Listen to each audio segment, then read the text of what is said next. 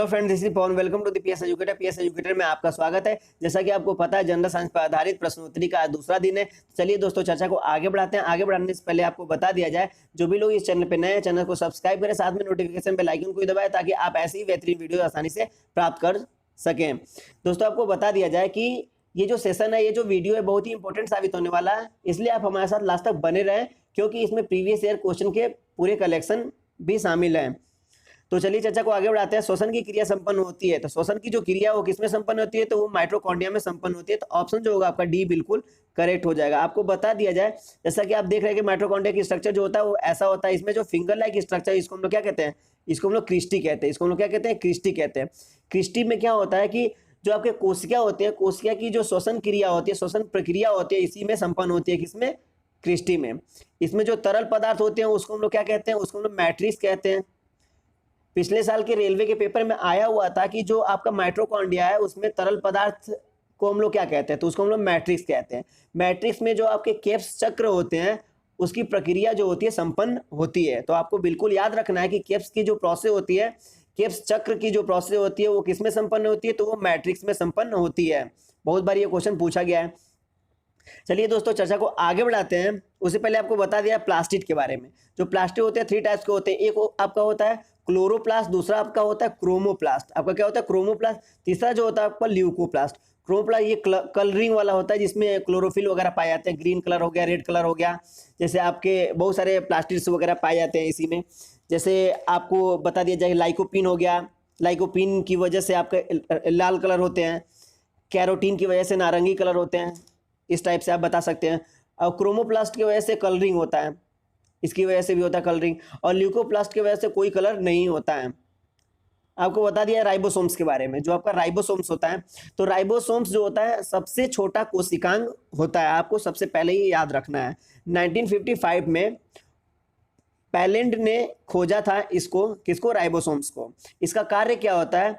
Amino अम्ल जो होता है उसकी सहायता से प्रोटीन का ये संश्लेषण करता है, इसीलिए इसको प्रोटीन की फैक्ट्री भी हम लोग कहते हैं। माइटोकॉन्ड्रिया, क्लोरोप्लास्ट और केंद्रक में ये पाया जाता है।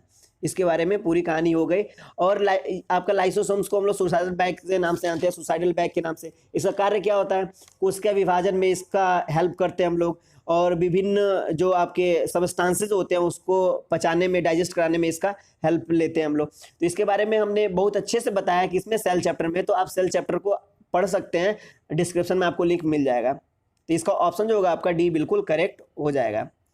चलिए चर्चा को आगे बढ़ाते हैं। आपके नेक्स्ट क्वेश्चन है, मनुष्य में द्विगुणिक क्रोमोसोम्स की संख्या होती है। तो ये जो क्वेश्चन है रिपीटेड क्वेश्चन है। आंसर जो होगा आपका ए बिल्कुल करेक्ट हो जाएगा। क्रोमोसोम्स, क्रोमोसोम्स का जो खोज है किसने किया था? तो क्रोमोसोम्स का जो खोज है वो स्ट्रासबर्गर ने इसको खोजा था, और नाम जो है आपके वेल्डेयर ने दिया था।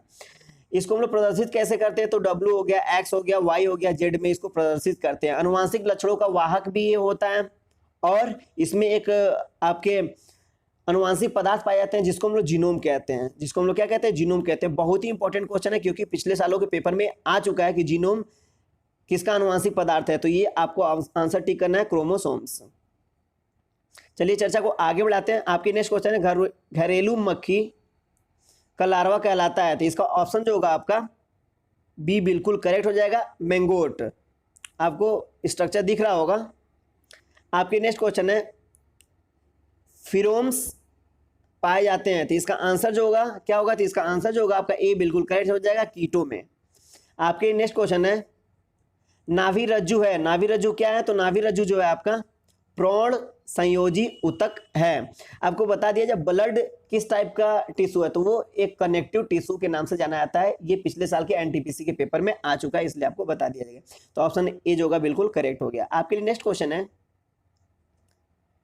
निम्न में से कौन एक मीन है? तो ये जो होता है, ये जो क्वेश्चन है डाउटफुल क्वेश्चन है, तो इसका आंसर आपको कमेंट बॉक्स में बताना है, तो आप कमेंट बॉक्स में बता सकते हैं। चलिए चर्चा को आगे बढ़ाते हैं।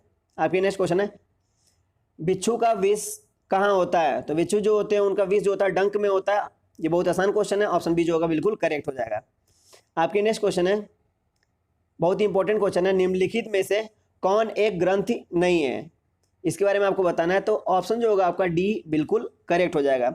जो आपके जठर ग्रंथि होते हैं, जठर ग्रंथि के बारे में आप जान सकते हैं कि जो जठर जो ग्रंथि होते हैं किसको कहते हैं। तो जठर ग्रंथि आपके स्टमक में पाए जाते हैं, जो आपका अमाशय होता है उसमें पाए जाते हैं। और इनका काम क्या होता है, जिससे आपको भूख वूख लगता है तो भूख लगने का जो एहसास दिलाता है वो कौन दिलाता है, वो आपका जठर रसी दिलाता है, जो आपका गैस्ट्रिन जूस में पाया जाता है। आपको बता दिया जो आपके थायराइड ग्लैंड होते हैं इसके बारे में, थायराइड ग्लैंड के बारे में आपको बता दिया जाए। जो आपका थायराइड ग्लैंड होता है इसको हम लोग अवतु ग्रंथि भी कहते हैं। गले में या सांस जो नली होती है उनमें स्थित होता है या पाया जाता है। और ये क्या करता है, जो आपके ग्रोथ हार्मोन्स होते हैं उनको सक्रिय कर देता है। इसकी जो लंबाई होती है लगभग 3 से लेकर 7 मीटर के करीब होती है। इसमें 2 सेल्स पाए जाते हैं, एक होता है मेन और दूसरा जो होता है अन्य होता है। तो मेन वाला जो होता है उसको हम लोग कहते हैं थायरोम्सिन हार्मोन्स। जो मेन वाला हार्मोन्स होता है उसको हम लोग कहते हैं थायरोम्सिन। जो आपके मेन सेल होते हैं उसमें से जो हार्मोन्स निकलता है उसको हम लोग कहते हैं थायरोम्सिन हार्मोन्स। थायरोम्सिन हार्मोन्स में जो होते हैं आयोडीन्स पाए जाते हैं। आयोडीन की कमी से जैसा कि आपको पता है घोघा रोग हो जाता है। और दूसरा आपके अदर सेल हो गया उसको हम लोग कैल्सीटोनिन कहते हैं। क्या कहते हैं, कैल्सीटोनिन हार्मोन्स कहते हैं।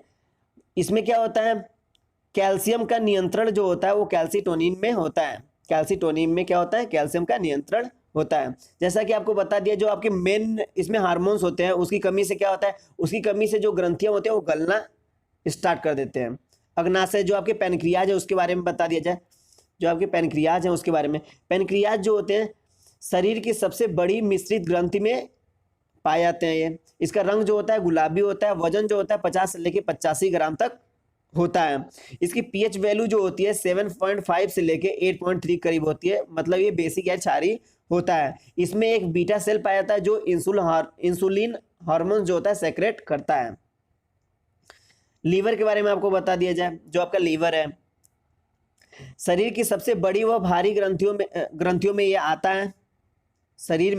शरीर की सबसे बड़ी ग्रंथि पूछा जाए या भारी ग्रंथि पूछा जाए तो कौन होगा, वो आपका यकृत होगा, जो कि 1.5 kg का होता है। शरीर में जो भी जहरीले तत्व होते हैं उसको निकालता है, जैसे कि अमोनिया को यूरिया में कन्वर्ट कर देता है।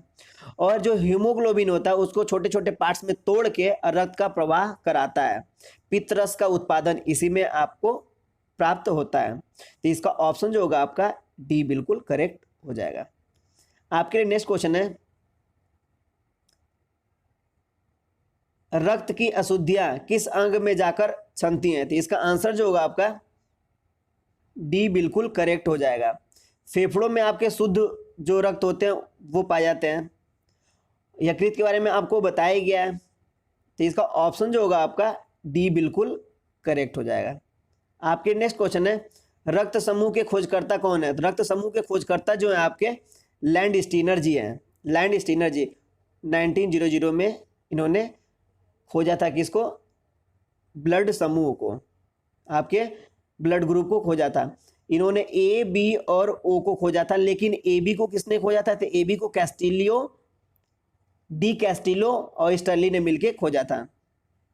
आपके नेक्स्ट क्वेश्चन है, सबसे विषैला सर्प है, तो सबसे विषैला जो सर्प है वो कौन है, तो वो करैत है। ऑप्शन सी जो होगा बिल्कुल करेक्ट हो जाए। आपके नेक्स्ट क्वेश्चन है, निम्न में से किसमें रक्त नहीं होता है किंतु श्वसन करता है। तो ऑप्शन जो होगा आपका सी बिल्कुल करेक्ट हो जाएगा, हाइड्रा। आपके नेक्स्ट क्वेश्चन है, निरिशंस प्राणी कौन सा है। तो निरिशंस प्राणी जो है आपका कछुआ है। ऑप्शन ए जो होगा बिल्कुल करेक्ट हो जाएगा। आपके लिए नेक्स्ट क्वेश्चन है, डीएनए यानी डीऑक्सीराइबोज न्यूक्लिक एसिड का डबल हेलिकल मॉडल किसने दिया था। बहुत इंपॉर्टेंट क्वेश्चन है, पेपर में आ चुका है ये क्वेश्चन। तो ऑप्शन सी जो होगा बिल्कुल करेक्ट हो जाएगा, वाटसन व क्रिक ने दिया था। आपके लिए नेक्स्ट और लास्ट क्वेश्चन है, समुद्री सर्प को कहा जाता है। समुद्री सर्प को क्या कहा जाता है, समुद्री सर्प को हम लोग हाइड्रोफिश कहते हैं। तो ऑप्शन डी जो होगा आपका बिल्कुल करेक्ट हो जाएगा। इसी के साथ जो है आपका सेशन कंप्लीट होता है। चलिए दोस्तों नमस्कार, अब मिलते हैं अपने अगले